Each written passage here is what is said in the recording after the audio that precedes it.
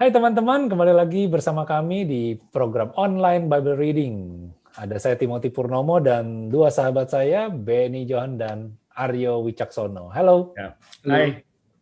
Hai semua. Wah, kita mau bahas kembali nih 1 Tesalonika 4. Di 1 Tesalonika 3 kita sudah belajar ya tentang iman yang tergoyahkan dan juga kasih. Ya. Supaya kita pada saat Tuhan Yesus datang yang kedua kali kita tetap berdiri gitu ya. Nah, sekarang nih kita di 1 Tesalonika 4 kita mau belajar hal yang lebih dalam ya. Karena di bagian yang pertama aja sudah nasihat supaya hidup kudus. Nah, buat kita nih kebetulan para pria nih yang ada di sini. Nah, cukup ini ya, cukup banyak tantangan ya yang mencekam gitu kan. Lalu nanti di bagian berikutnya ada tentang kedatangan Tuhan ya. Yuk kita lanjut aja. Langsung 1 Tesalonika 4. Gue baca ya. Oke. Nasihat supaya hidup kudus. Akhirnya saudara-saudara, kami minta dan nasihatkan kamu dalam Tuhan Yesus. Kamu telah mendengar dan kami bagaimana kamu harus hidup. Kamu telah mendengar dari kami bagaimana kamu harus hidup supaya berkenan kepada Allah. Hal itu memang telah kamu turuti, tetapi baiklah kamu melakukannya lebih bersungguh-sungguh lagi. Kamu tahu juga petunjuk-petunjuk mana yang telah kami berikan kepadamu atas nama Tuhan Yesus. Karena inilah kehendak Allah pengudusanmu, yaitu supaya kamu menjauhi percabulan. Supaya kamu masing-masing mengambil seorang perempuan menjadi istrimu sendiri dan hidup di dalam pengudusan dan penghormatan. Bukan di dalam keinginan hawa nafsu seperti yang dibuat oleh orang-orang yang tidak mengenal Allah, dan supaya dalam hal-hal ini orang jangan memperlakukan saudaranya dengan tidak baik atau memperdayakannya karena Tuhan adalah pembalas dari semua ini. Seperti yang telah kami katakan dan tegaskan dahulu kepadamu. Allah memanggil kita bukan untuk melakukan apa yang cemar, melainkan apa yang kudus. Karena itu siapa yang menolak ini bukanlah menolak manusia, melainkan menolak Allah yang telah memberikan rohnya yang kudus kepada kamu. Tentang kasih persaudaraan tidak perlu dituliskan kepadamu, karena kamu sendiri telah belajar kasih mengasihi dari Allah. Hal itu kamu lakukan juga terhadap semua saudara di seluruh wilayah Makedonia. Tetapi kami menasihati kamu, saudara-saudara, supaya kamu lebih bersungguh-sungguh lagi melakukannya. Dan anggaplah sebagai suatu kehormatan untuk hidup tenang, untuk mengurus persoalan-persoalan sendiri dan bekerja dengan tangan, seperti yang telah kami pesankan kepadamu. Sehingga kamu hidup sebagai orang-orang yang sopan di mata orang luar dan tidak tergantung pada mereka.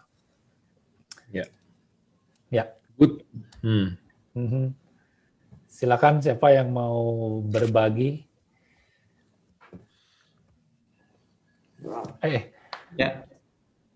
Apa Mas? Mas Aryo ada yang mau dibagiin?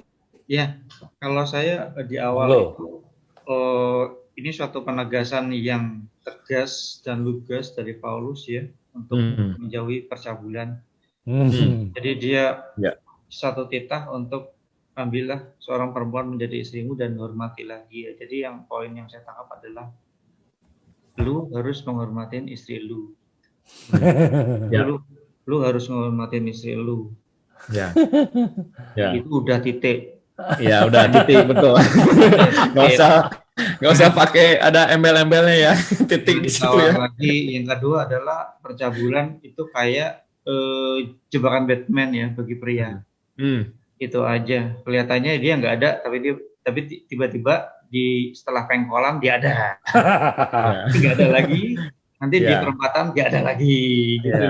Lu lagi apa namanya tenang-tenangnya hidup lagi. Datang lagi gitu. Jadi itu yang diingatin Paulus gitu ya. Terus yang ketiga adalah kalau gue tangkap itu seperti as a man you have to set boundaries ya. As a man lu harus setting perimeter. Lu harus setting perimeter Jadi lu fokus di dalam perimeter lu ada perimeter kehidupan doa lu, ada perimeter keluarga lu, ada perimeter istri lu. Jadi itu kayak berlapis-lapis sebetulnya. Baiknya adalah lu punya benteng yang berlapis-lapis. Jadi ada ring 1, ring 2, ring 3 gitu. Secara percabulan itu sedemikian jebakan Batman-nya gitu aja kalau menurut gue sih. Betul. Dan ini menarik di sini karena yang dituju benar-benar siapa pria yang dituju di sini ya? Pria. Karena di sini nggak dibilangin wanitanya harus ngapain gitu, tapi supaya kamu masing-masing mengambil seorang perempuan menjadi istrimu, udah jelas laki-laki ngambil istri perempuan ya, jangan salah ya. Spesifik ya, spesifik. Karena ya itu gitu, laki-laki ya harus menjaga karena dia kepala keluarga ya, dia harus menjaga rumah tangganya, dia harus menjaga kehormatannya, gitu ya. Jadi bukan hanya perempuan yang menjaga kehormatannya, tapi pria itu menjaga kehormatan seisi keluarganya, gitu loh. Dan kehidupan pria itu nggak mudah ya. Karena dia harus memimpin, gitu loh, seharusnya. Bukan berarti wanita tidak boleh memimpin ya.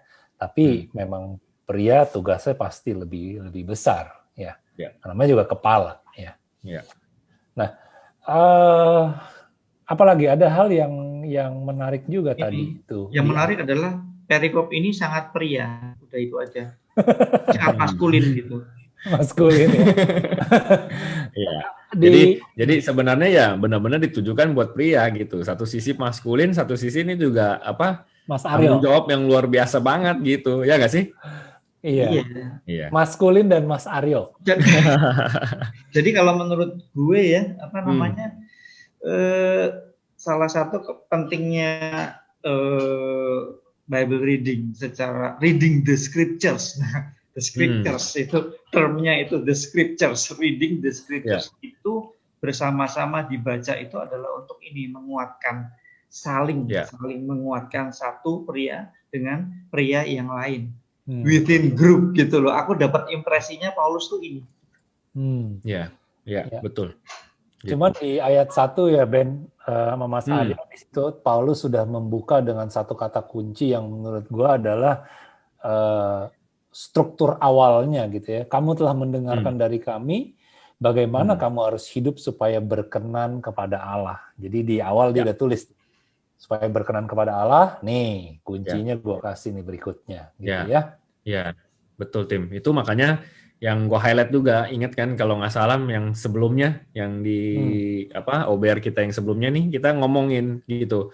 Kita sering berdoa untuk diminta kita mau dipakai Tuhan, dipanggil untuk pekerjaan yang lebih lagi. Kan yang gue bilang, mendingan kita fokus untuk gimana kita berkenan. Hidup di mata Tuhan.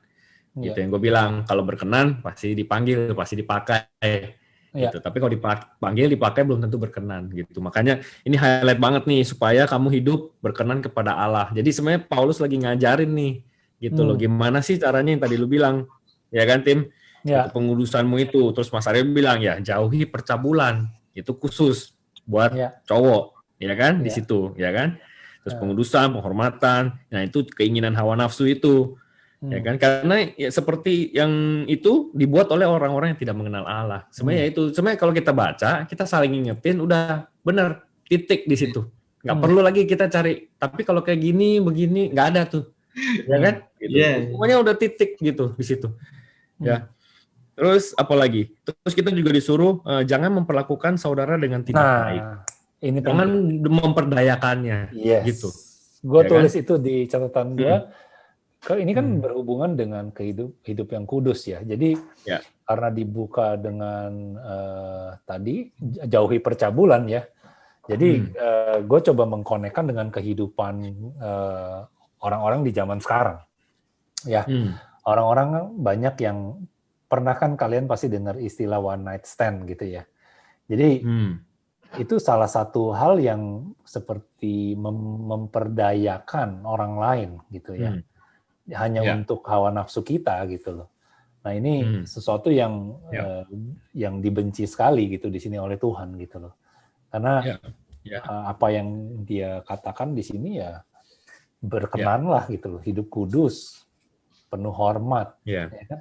Tapi bagaimana kalau kita Ya. memperdayakan orang hanya untuk kepuasan hawa nafsu gitu ya, gitu. Ya. Ya, di situ kan ditulis karena Tuhan adalah pembalas dari semuanya ini. Betul. Ya, seperti yang Iya. telah kami katakan dan tegaskan dahulu kepadamu. Yang dia udah pernah katakan dan tegaskan dahulu ya sebelumnya yang kita pernah baca, yang Tuhan tuh nggak bisa diejek gitu. Nanti ada gitu, ya, gitu. The judge, dia juga judge gitu. Jangan lupa kalau Tuhan kita tuh juga ada seorang hakim gitu. Jadi ya semuanya ada upahnya sih, makanya kan dia bilang udah biarin aja, semuanya sudah ada upahnya gitu. Bahkan way before that, ya kalau kita lihat lagi di perjanjian lama, jangan berzina gitu ya, itu udah, ya kan itu udah salah satu yang jauh ke sebelum-sebelumnya gitu yang kita baca gitu. Iya, iya betul. Sebelum kita maju ya, ada satu hal yang gue coba baca read between the line ya di ayat terakhir. Di bagian ini, dan anggaplah sebagai suatu kehormatan untuk hidup tenang, untuk mengurus persoalan-persoalan sendiri dan bekerja dengan tangan seperti yang telah kami pesankan kepadamu, sehingga kamu hidup sebagai orang-orang yang sopan di mata orang-orang luar dan tidak bergantung kepada mereka. Nah ini satu highlight yang cukup menarik ya, mengurus persoalan-persoalan sendiri. Ya. Ini satu reminder sih bahwa kita tuh jangan suka turut campur urusan orang ibaratnya gitu. Ya. Membantu sama turut campur itu beda. Ya. Membantu dengan turut campur itu beda. Ya. Kalau turut campur belum tentu kita menyelesaikan masalah. Ya. Tapi cenderung kita kayak memanas-manasi, ngomporin kalau orang bilang ya di orang suka bilang gitu ya kan? Gitu loh. Jadi jangan nambah-nambahin masalah orang. Kalau memang nggak bisa bantu, dan ya udah mendingan diem gitu loh. Paling tidak doakan, ya. Ya kan? Gitu. Itu sih. Ya. Kita lanjut. Ben, baca Ben, silakan. Oke. Judulnya Kedatangan Tuhan. Ya. 13. Selanjutnya kami tidak mau, saudara-saudara, bahwa kamu tidak mengetahui tentang mereka yang meninggal. Nah, ini gue baca yang perikop ini, gue putus-putus aja ya tim ya. Yes. Sambil langsung diobrolin gitu, biar langsung nangkep gitu. Selanjutnya, kami tidak mau, berarti kan Paulus nih. Jangan sampai saudara-saudara, bahwa kamu tidak mengetahui tentang mereka yang meninggal, supaya kamu jangan berduka cita seperti orang-orang lain yang tidak mempunyai pengharapan. Gitu. Karena jikalau kita percaya bahwa Yesus telah mati dan telah bangkit, maka kita percaya juga bahwa mereka yang telah meninggal dalam Yesus akan dikumpulkan Allah bersama-sama dengan Dia. Ya. Ini kami katakan kepadamu dengan firman Tuhan. Kita yang hidup, yang masih tinggal sampai kedatangan Tuhan, sekali-sekali tidak akan mendahului mereka yang telah meninggal. Sebab pada waktu tanda diberi, yaitu pada waktu penghulu malaikat berseru, dan sangkakala Allah berbunyi, maka Tuhan sendiri akan turun dari surga, dan mereka yang mati dalam Kristus akan lebih dahulu bangkit. Sesudah itu, kita yang hidup, yang masih tinggal, akan diangkat bersama-sama dengan mereka dalam awan menyongsong Tuhan di angkasa. Demikianlah kita akan selama-lamanya bersama-sama dengan Tuhan. Karena itu, hiburkanlah seorang akan yang lain dengan perkataan-perkataan ini. Itu Mas Aryo. Gimana Mas Aryo? Oke, jadi gini. Yang pertama, perikop ini tidak mudah untuk dilakukan. Itu yang pertama. Tapi yang kedua, perikop ini adalah jaminan. Ya. Nomor 3, perikop ini sangat memberikan penghiburan bagi yang sedang mengalami kedukaan itu. Itu sih 3 hal yang buat aku. Iya. Itu. Ya, karena ayat yang tadi itu sering banget ya dipakai untuk kalau kedukaan tuh pasti sering dipakai tuh yang kayak gitu. Ya. Yes. Supaya kita tuh punya konsep yang benar dulu gitu. Betul. Punya doktrin yang benar. Yes. Gitu. Bahwa biarpun ada yang sudah meninggal, ya kalau mereka meninggal di dalam Kristus, itu sebuah jaminan keselamatan itu. Gitu. Yes. Nah, pastinya pertanyaan-pertanyaan orang-orang di Tesalonika ini adalah gimana nih kita lagi nungguin Tuhan Yesus mau datang, tapi kita udah ada yang keburu mati, gitu loh. Ya, Itu ya. yang jadi pertanyaannya, gitu. Ya kan? Wajar banget. Dari dulu aja orang udah Ya. menanyakan ini. Iya, betul. Nah, aku mau cari di bahasa Inggrisnya nih, Mas Aryo. Yep, yep.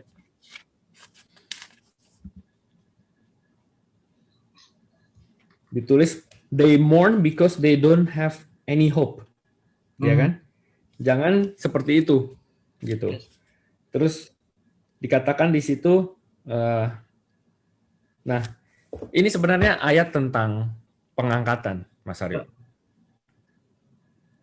Di perikop ini. Ya, karena di situ ditulis Tuhan, the Lord himself will come down from heaven. Ya, kita akan dengar suara yang keras itu loud comment. Terus di situ ditulis yang believe in Christ they will rise first, gitu. Jadi yang percaya Tuhan yang sudah meninggal, mereka yang akan dibangkitkan dulu. Ya. Terus 17, setelah itu kita yang masih hidup, we who are still alive, ya, will be caught up together with them. Jadi akan sama-sama naik ke atas. Gitu. Jadi karena di situ ada ditulis kita yang masih hidup. Nah, kita ini adalah generasi yang kemungkinan besar masuk di dalam generasi itu. Gitu. Ya. Jadi, we who are still alive and are left will be caught up together with them. We will be taken up in the clouds. Jadi, titik temunya itu di awan. Gitu. Jadi, kita harus paham dulu antara yang ini sama yang kedatangan Tuhan Yesus yang kedua kali. Gitu. Tadi di perikop yang sebelumnya, di sesi yang kita sebelumnya, kita sempat baca yang tadi kita ulang, kiranya dia menguatkan hatimu supaya tak bercacat dan kudus. Kan dia bilang gitu ya. Di hadapan Allah dan Bapa kita pada waktu kedatangan Yesus, Tuhan kita, dengan semua orang kudusnya. Nah, itu kedatangan Tuhan Yesus yang kedua kali. Yes. Karena dengan semua orang kudusnya. Ngerti ya, ada bedanya ya? Ya. Gitu. Karena kalau yang ini belum ada yang diangkat, terus semua orang kudusnya di mana? Jadi pengangkatan ini yang tadi orang yang sudah meninggal dalam Kristus, lalu kita yang masih hidup ketemu tuh sama-sama di atas awan itu yang tadi. Ya. Ya. Gitu. Ya. Ada lagi, Tim? Sebenarnya poin terpentingnya itu di ayat 18. Karena itu hiburkanlah seorang yang akan yang lain dengan perkataan-perkataan ini. Wow, this is very important ya. Ya. Nah, ada satu hal yang menarik ya tentang kabar pengangkatan ini gitu. Selama ini kita kalau dengar kata-kata rapture, pengangkatan atau ya itu dia ya, rapture, pengangkatan lah itu yang paling sering terjadi, yang paling sering terdengar. Nah, kita di sini jadi lebih mengerti ya. Maksudnya apa sih gitu loh kalau orang meninggal, kita jangan ngomong ke meninggal dulu deh, kita ngomong di mana pada saat kita rapture kita kemana, itu kan pertanyaannya kan, benar nggak? Tapi di sini kita jadi dijelasin bahwa kita akan bertemu dengan Tuhan di awan, ya kan? Ya kan? Di awan. Nah itu satu. Lalu yang kedua adalah, maka kita percaya juga bahwa mereka yang telah meninggal dalam Yesus akan dikumpulkan Allah bersama-sama dengan Dia. Ini kami katakan kepadamu dengan firman Tuhan, kita yang hidup yang masih tinggal sampai kedatangan Tuhan sekali-kali tidak akan mendahului mereka yang telah meninggal. Jadi seperti sudah ada badge-nya lah gitu ya, bahwa Kita ada di bumi, kita masih hidup, lalu mereka yang sudah mati dan matinya di dalam Kristus, itu mereka seperti ada di sebuah konsep waiting room. Kita, kalau gue sama Benny selalu ngobrol lagi gitu ya, waiting room ya Benny. Iya. Iya kan? Tempat penantian lah. Iya, ditaruhnya ya. Itu yang ada di Lukas sih, Tim. Di Lukas di mana ada yang Lazarus, orang miskin itu sama orang kaya. Gitu. Ya. Lalu mereka yang mati dalam Kristus akan lebih dahulu bangkit, ya kan? Sesudah itu kita yang hidup, yang masih tinggal akan diangkat bersama-sama dengan mereka dalam awan menyongsong Tuhan di angkasa. Nah ini satu hal yang kita mesti mengerti ya tentang konsep pengangkatan gitu ya. Selama ini justru gue pribadi gue baru mengerti tentang konsep pengangkatan ini sih gitu loh. Jadi makanya kita sering lihat ya kalau di zaman kita sekarang hidup nih, dia sebelum meninggal udah dibaptis loh gitu kan, jadi udah terima Tuhan loh. Nah itu kan maksudnya kenapa orang sampai sebegitunya ya mengemas orang yang udah mau meninggal dibaptis terima Tuhan Yesus gitu ya. Berarti kan udah jelas kenapa di sini gitu loh. Dia mati dalam Kristus. Ya. Ya. Gitu sih. Ya.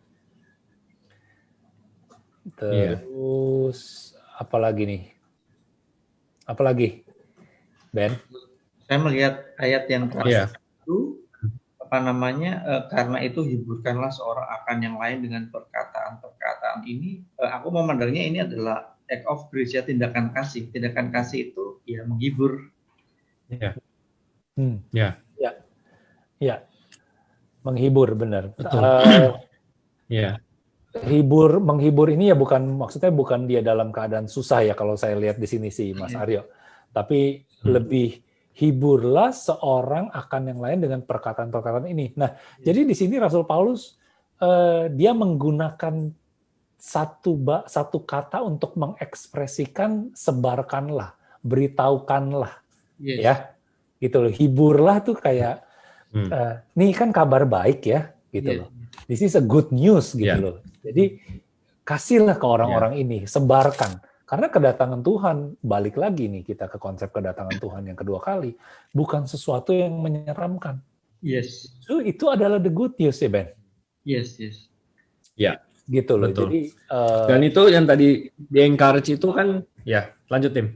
Enggak, udah. Iya Ben ya. Ya itu bahasa Inggrisnya tuh encourage, ya kan? Encourage one another, build up one another, gitu. Nah, one another dengan dia bilang apa? Dengan ini kan, gitu. With these words of comfort, dengan ini. Nah, dia lagi ngejelasin apa? Dia lagi ngejelasin tentang pengangkatan, tentang rapture, gitu. Karena pada saat semua situasi lagi baik-baik saja, ini tampaknya nggak ada gunanya. Ya, tapi pada saat situasi sudah makin nggak baik, ini jadi sesuatu harapan yang luar biasa. Kita nungguin Tuhan nanti untuk datang menyelamatkan kita. Ya.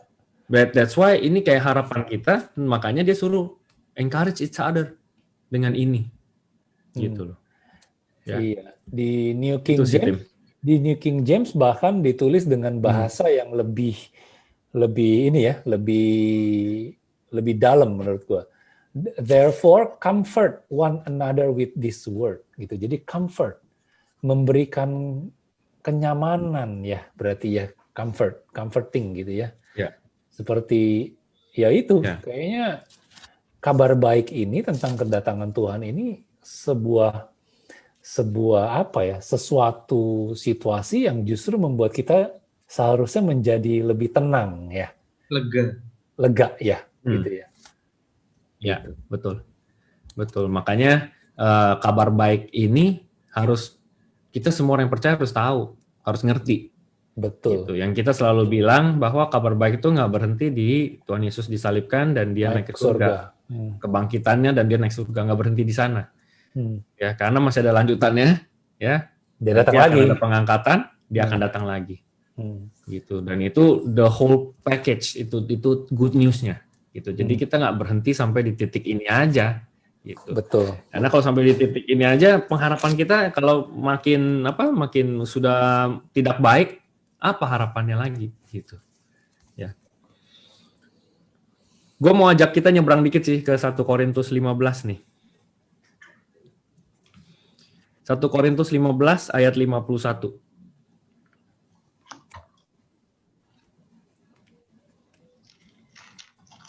Mas Aryo mungkin boleh bantu baca. Ya, 1 Korintus 15 ayat 51. 51. Oke. 1 Korintus 15 ayat 51. Sesungguhnya aku menyatakan kepadamu suatu rahasia. Kita tidak akan mati semuanya, tetapi kita semuanya akan diubah. Terus lanjut 52. Oke, dalam sekejap mata, pada waktu bunyi nafiri yang terakhir, sebab nafiri akan berbunyi dan orang-orang mati akan dibangkitkan dalam keadaan yang tidak dapat binasa, dan kita semua akan diubah. Ya. Karena yang dapat binasa ini harus mengenakan yang tidak dapat binasa. Dan yang dapat mati ini harus mengenakan yang tidak dapat mati. Dan sesudah yang dapat binasa ini mengenakan yang tidak dapat binasa, dan yang dapat mati ini mengenakan yang tidak dapat mati, maka akan genaplah firman Tuhan yang tertulis. Maut telah ditelan dalam kemenangan. Hai maut, di manakah kemenangan? Hai maut, di manakah sengatmu? Sengat maut. Gitu ya. Oke. Boleh lanjut Mas Aryo, habisin aja. Sengat maut ialah dosa, dan kuasa dosa ialah hukum Taurat. Tetapi syukur kepada Allah yang telah memberikan kepada kita kemenangan oleh Yesus Kristus Tuhan kita. Karena itu saudara-saudaraku yang kekasih, berdirilah teguh, jangan goyah, dan giatlah selalu dalam pekerjaan Tuhan. Sebab kamu tahu bahwa dalam persekutuan dengan Tuhan, jerih payahmu tidak sia-sia. Wow. Amin. Amin. Ya. Jadi itu yang tadi yang dibaca Mas Aryo itu yang di depan itu paralel sekali dengan apa yang tadi kita baca di Tesalonika. Karena dia tulis ya kan, sesungguhnya aku menyatakan kepadamu suatu rahasia, ya. Kita tidak akan mati semuanya, ya. Kita itu siapa? Kita itu yang percaya Tuhan Yesus, ya. Kita itu tidak akan mati semuanya, tetapi kita semuanya akan diubah, ya. Dalam sekejap mata, in a twinkling of an eye. Jadi itu nanti kejadiannya akan cepat sekali. Coba aja kita kedip mata, gitu, ya. Ya, dalam sekejap mata, ya. Lalu di situ ditulis, sebab nafiri akan berbunyi dan orang-orang mati akan dibangkitkan dalam keadaan yang tidak dapat binasa, dan kita semua akan diubah. Nah, tadi yang di 1 Tesalonika kan yang orang bangkit, orang yang sudah meninggal kan akan dibangkitkan dulu. Baru kita yang hidup sama-sama naik ke dalam awan, gitu. Yes. Ya, gitu. Jadi ini paralelnya di sini. Ya. Itu sih. Oke. Ya. Oke. Ada tambahan lagi? Panjang kalau mau dibicarakan. Kenapa Paulus? Kenapa Ben? Kenapa Paulus kasih tahu Tesalonika tentang ini gitu loh. Sudah Tentang pasti kedatangan. ada banyak orang yang bertanya gitu. Udah pasti ada orang yang banyak bertanya atau yang malah merasa udah ada yang keburu meninggal nih. Tapi ya kan Tuhan belum datang, gimana? Gitu. Iya. Ya, makanya jawabannya Paulus itu dibenerin gitu. Iya, mungkin itu secara eksplisit tidak dikasih tahu ya di sini ya oleh Paulus ya. Tapi karena jemaat ini cukup takut akan Tuhan gitu ya di sini ya, di awal-awal kan kita baca ya bahwa mereka mengikuti apa yang menjadi ajaran ya kan di awal-awal, ingat nggak? Benar ya? Ya. Nah, berarti kan memang kalau karakternya Paulus pada saat dia menyebarkan kabar baik, dia selalu mengingatkan orang-orang di jemaatnya kayak di Galatia, dia udah mengingatkan tentang kedatangan Tuhan gitu ya. Berarti terus ini di Tesalonika juga dia melakukan pasti pattern yang sama gitu ya. Ya. Nah, oleh sebab itu mungkin dia tekankan di Tesalonika ini tentang yang mungkin yang tadi Benny bilang ya, bahwa mungkin udah ada yang nanya, kok belum datang-datang gitu ya Tuhan ya, gitu loh. Iya, bukan bertanya-tanya belum udah datang tim. Tapi mereka itu kan memang udah tahu, diajarin untuk menantikan Tuhan untuk datang.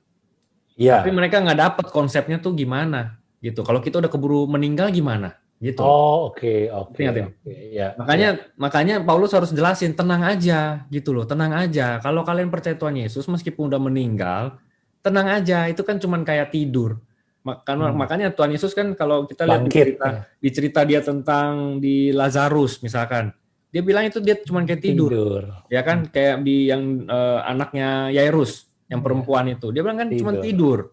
Jadi bagi kita nih meninggal, tapi di kata-katanya Tuhan tuh itu kayak tidur gitu loh. Makanya kalau orang yang percaya dan sudah meninggal, ya itu dia kayak lagi tidur aja dulu. Makanya nanti pada saat akan pengangkatan, yang sudah meninggal dalam Kristus itu akan dibangkitkan dulu. Dan kita yang masih hidup ini sama-sama bersama-sama. Jadi karena ada kata bersama-sama, itu waktu yang sama, at the same time, twinkling of an eye itu, gitu. Ya. Yes. Wah, ini konsep yang mesti direnungkan ya. Ya. Gitu. Ya. Karena direnungkan apa? Maksudnya bukannya kita merenungkan perkataannya, tapi kita merenungkan pada saat kita mati, kita harus make sure kita mati dalam keadaan kita benar-benar mengenal Tuhan, gitu ya. Ya. Gitu. Ya, makanya firman-nya jadi benar lagi gitu loh, ya kan? Hidup adalah Kristus, mati adalah sebuah keuntungan. Gitu loh. Jadi mati dalam kekudusan ya, mati dalam kesucian ya. Iya. Yang kita perlu pastikan ya kita di dalam Kristus hidupnya. Itu aja. Caranya gimana? Balik lagi kasih itu. Ya, kasih yang berkenan tadi itu semuanya tuh. Ya kan? Hidupnya gak usah ngurusin urusan orang lain. Jadi semuanya udah dibeberkan semua di dalam Alkitab. Nah, pada saat yang kayak Mas Arif bilang, pada saat kita baca sama-sama, kita tuh kayak diingetin lagi, dikuatkan lagi. Jadi kita jalannya tuh jadi mantap gitu loh. Yes. Mantap. Ya udah, ntar kalau udah sampai waktunya, ya udah gitu. Nggak kayak kita kayak selalu bertanya-tanya, aduh ntar ini gimana ya, apa segala macam ya. Jadi kitanya ini mantap. Nah, tadi Benny ingetin lagi, jangan ngurusin urusan orang lain. Bukan berarti kita tidak boleh membantu orang lain ya. Jadi jangan salah, nanti ada segelintir orang yang memotong pembicaraan ini. Ya. Wah, kita jadi orang Kristen yang selfish ya. Ya. Mikirin diri sendiri doang. No, bukan itu konsepnya. Konsepnya turut campur sama bantu itu beda ya. Iya, itu udah dijelasin sama Timothy di depan tadi. Ya kan? Gitu. Oke. I think kita cukup hari ini sesi yang kedua ini tentang 1 Tesalonika 4. Highlight-nya adalah tentang kedatangan Tuhan Yesus ya. Highlight banget karena di sini Paulus benar-benar secara terbuka ya, dia menjelaskan detail by detail tentang orang mati akan dibangkitkan, mati dalam kekudusan ya, mati dalam Kristus ya. Meninggal dalam Yesus, betul. Dalam Kristus ya. Lalu juga konsep rapture atau pengangkatan ya, kalau kita baca lalu ada paralel tadi di 1 Korintus 15 ya, ayat 51. Ya. Di sana juga tertulis dengan jelas gitu ya.